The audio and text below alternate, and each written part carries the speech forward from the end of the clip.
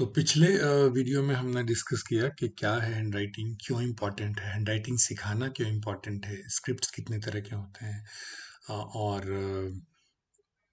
ये जो डिफरेंट तरीके हैं सिखाने के वो कौन से हैं, उनके मेरिट्स डिमेरिट्स कौन से हैं। तो इस वीडियो में हम बचा हुआ पार्ट देखते हैं। बैड हैंडराइटिंग के कई कारण हो सकते हैं। प्रैक्टिस की कमी हो सकती है, हैंड मूवमेंट जो है वो उस पर कंट्रोल का इशू हो सकता है। कई बार हम गलत तरीके से बैठे होते हैं, उससे भी हैंडराइटिंग हैम्पर करती है।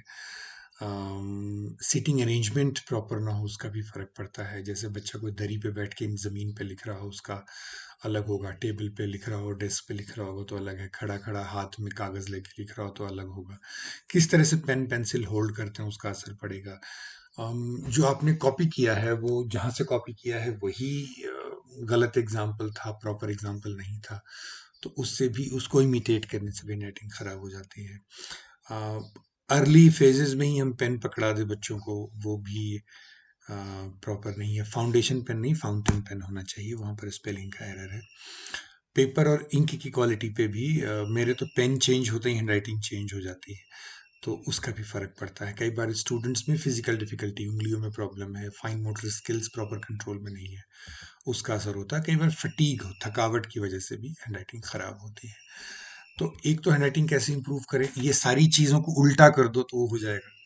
प्रैक्टिस करें, हैंड मूवमेंट में कंट्रोल सिखाएं, सीटिंग अरेंजमेंट प्रॉपर करें, पेन पेंसिल प्रॉपर हो, तरीका पकड़ने का प्रॉपर हो। तो इसको आप उल्टा कर देंगे तो वो भी हो जाएगा। हैंडराइटिंग बिहेवियर की एक चेकलिस्ट है, उससे भी आइडिया लग जाता है कि बच्चे प्रॉपर हैंडराइटिंग सीख रहे हैं कि नहीं। कि पेपर उसने कैसे रखा हुआ है, पेन या पेंसिल चॉक पकड़ कैसे रहा है, लाइन पे लिख रहा है कि नहीं, लेफ्ट मार्जिन से शुरू कर रहा है कि नहीं, अप्रोप्रिएट स्पेस है या नहीं, लेटर्स के बीच में, वर्ड्स के बीच में अप्रोप्रिएट स्पेस है कि नहीं, फ्लुएंट लिख रहा है कि नहीं, लेजिबल है कि नहीं, पढ़ा जा रहा है कि नहीं, स्लांटिंग जो है वो सेम डायरेक्शन में है या नहीं, कुछ वर्टिकल, कुछ फॉरवर्ड, कुछ बैकवर्ड, ऐसे स्लांटिंग तो नहीं है। तो ये आप देख रहे हैं कि एक प्रॉपर बिहेवियर है हैंडराइटिंग की, जो हमारी सिखाने की ज़रूरत है, और इसी के बेस पे हम स्टूडेंट्स की हैंडराइटिंग की असेसमेंट भी कर सकते हैं। अम, कुछ सजेशंस हैं ओवरऑल जो अभी तक हमने डिस्कस किया है, थोड़ा थोड़ा हम उसको और देखते हैं। देखिए, पहला तो ये कि हैंडराइटिंग सिखाने की प्रक्रिया में रिस्पॉन्सिबिलिटी की ग्रेजुअली देने चाहिए, टीचर कंट्रोल से स्टूडेंट कंट्रोल। तो मॉडल्ड में टीचर कर रहा है, बच्चे बिल्कुल वैसा कर रहे हैं। शेयर्ड में कुछ टीचर कर रहा है, कुछ बच्चा कर रहा है। गाइडेड में कर रहा है बच्चा, टीचर गाइड कर रहा है। और आखिरी जो स्टेज इंडिपेंडेंट प्रैक्टिस से बच्चा इंडिपेंडेंटली कर रहा है। तो ये जो सीधे ही बच्चों को इंडिपेंडेंट प्रैक्टिस में नहीं डालेंगे, जो रिस्पॉन्सिबिलिटी इन राइटिंग की वो ग्रेजुअली रिलीज करेंगे। मॉडल्ड, शेयर्ड, फिर गाइडेड, फिर independent. Consistent formation of letter जरूरी है, कंटिन्यूस स्ट्रोक से। हालांकि कई ऐसे लेटर जैसे एफ है, उसमें आपको कट करने के लिए तो उठाना ही पड़ेगा पेंसिल, बट जहाँ तक हो सके कंटिन्यूस स्ट्रोक में सिखाना वो ज़रूरी है। मोटर पैटर्न्स पे फोकस करना ज़्यादा ज़रूरी है। लेजिबिलिटी, साइज, स्पेस वो बात की चीज़ है। पहला ये है कि फाइन मोटर स्किल्स पे बच्चे कंट्रोल कर पा रहे हैं कि नहीं, यदि वो कर पाते हैं तो फिर लेजिबिलिटी, साइज, स्पेसिंग पे जाना चाहिए। जो एक जैसे लेटर है उसको पहले सिखाए जाने की ज़रूरत है। जैसे, और जो लेटर बार बार आते हैं उनको सिखाए जाने की ज़्यादा ज़रूरत है। जैसे आई ज़्यादा आएगा कंपेयर टू वाई के, तो आई पे फोकस करना जो है वो ज़्यादा ज़रूरी है। अभी जैसे ये वाला जो मैं आपको दिखा रहा हूँ टेबल, आप इसमें देखें कि काउंटर क्लॉकवाइज जो है पुल बैक करके उनको लेटर्स को ए सी डी जी क्यू एक साथ सिखाएं, आई जी के एल टी एक साथ सिखाएं, क्योंकि उसमें सब में we are pulling down the letters. Pull down है, फिर गो अप एंड ओवर है, तो वो B H M N R इस तरह के हैं। स्ट्रेट लाइंस वाले फिर सिखाएं, फिर लाइंस एंड कर्व्स जहाँ दोनों आते हैं वो सिखाएं। तो आप देख रहे हैं कि कोई ज़रूरी नहीं है कि पहले बच्चों को ए सिखाएं, फिर बी सिखाएं, फिर सी, फिर डी। वो सीक्वेंस ज़रूरी नहीं है। तो आप ये देख रहे हैं कि जो सिमिलरली फॉर्म लेटर है उसको एक साथ सिखाने का इम्पैक्ट ज़्यादा है। फिर आप एक और जो चीज़ है, एरो मेथड है, कि यदि हम जब मॉडल कर रहे हैं या बच्चे इमिटेशन कर रहे हैं तो वहाँ पर जो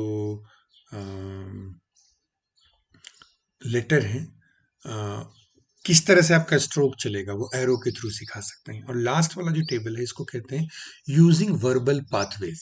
स्टडीज ये बताती हैं कि आप एक्चुअली लिख रहे हैं साथ में बोल रहे हैं, आप जो कर रहे हैं तो उसका असर ज्यादा है। जैसे ए लिखना, स्मॉल ए लिखना सिखा रहे हैं तो pull back, around, up and down यदि साथ में बोल रहे हैं। आप कैपिटल ए लिखा रहे हैं तो स्लैंट डाउन एक स्ट्रोक, दूसरा स्लैंट डाउन और फिर एक क्रॉस, बीच में जो क्रॉस कर रहे हैं, तो ये वर्बल पाथवेज मेथड कहते हैं।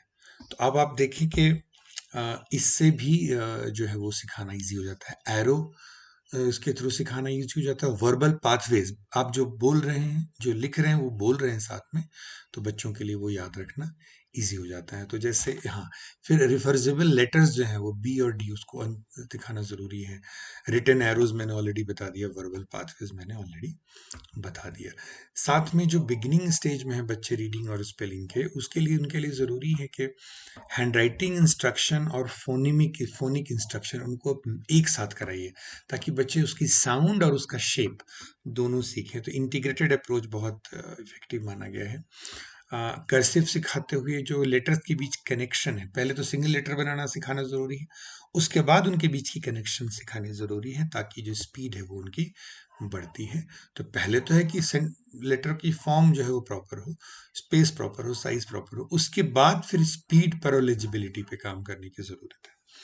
अब हम देखें राइटिंग स्किल को असेस कैसे करते हैं। तो असेसमेंट में तीन चीजें देखते हैं। एग्जीक्यूशन देखते हैं कि बच्चा लिख कैसे रहा है, दूसरा लेजिबिलिटी देखते हैं, और तीसरी स्पीड देखते हैं। तो एग्जीक्यूशन का मतलब है कि करेक्ट और कंसिस्टेंट पेंसिल की जो होल्डिंग है वो प्रॉपर है कि नहीं, पोस्चर प्रॉपर है कि नहीं, लेटर की फॉर्मेशन प्रॉपर है कि नहीं। यदि ये नहीं है तो आपको देख के ही लग जाएगा कि कहाँ गड़बड़ हो रही है। कई बार बच्चे लेटर लिखने के बजाय वो ड्रॉ करते हैं, एम जैसे लिखेंगे तो अलग अलग स्ट्रोक यूज करेंगे, तो ये आप देख रहे हैं कि एग्जीक्यूशन जो है वो प्रॉपर नहीं है। लेटर की फॉर्म जब कर रहे हैं तो लेफ्ट से शुरू कर रहे हैं, पेंसिल को बिना उठाए कर रहे हैं, ये ज़्यादा उनकी स्पीड को बढ़ाने में आगे हेल्प करेगी। तो पहले एग्जीक्यूशन कि बच्चा एग्जैक्टली लिख कैसे रहा है।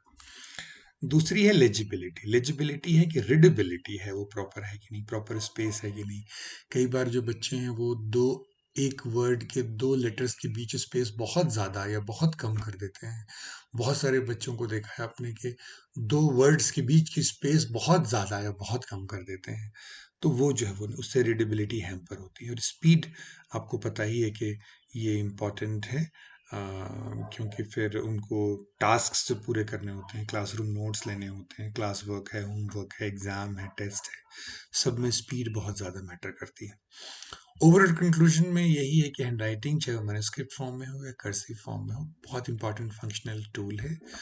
नेग्लेक्टेड है, इम्पॉर्टेंट है लिटरेसी लर्निंग में। और इसका जो बेसिक गोल ये है कि बच्चे लेजिबल लिख सकें, एफिशिएंटली लिख सकें, विद स्पीड लिख सकें, ऑटोमेटिक हो, लर्निंग फ्लुएंट हो, और उनमें एक सेंस ऑफ प्राइड भी है वो डेवलप हो।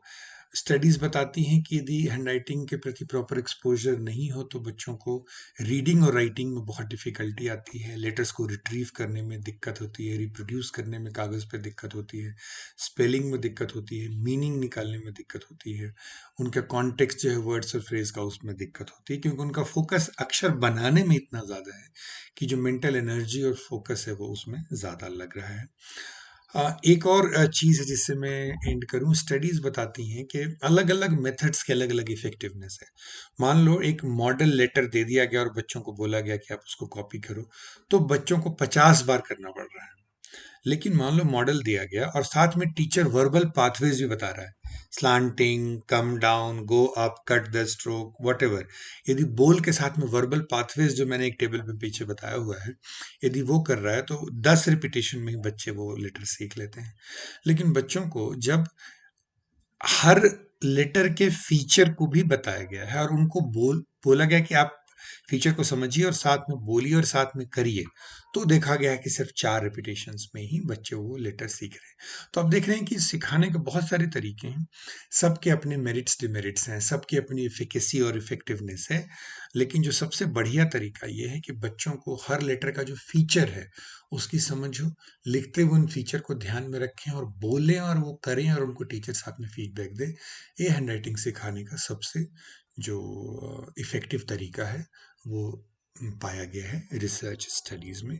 तो आई होप कि आपको ये जो हैंड राइटिंग का जो फंडामेंटल्स है, उसके जो बेसिक स्क्रिप्ट्स हैं, उसके जो टाइप्स हैं, सिखाने के तरीके हैं, सिखाने के स्टेप्स हैं, उसके बारे में आपको बेसिक अंडरस्टैंडिंग बन गई होगी।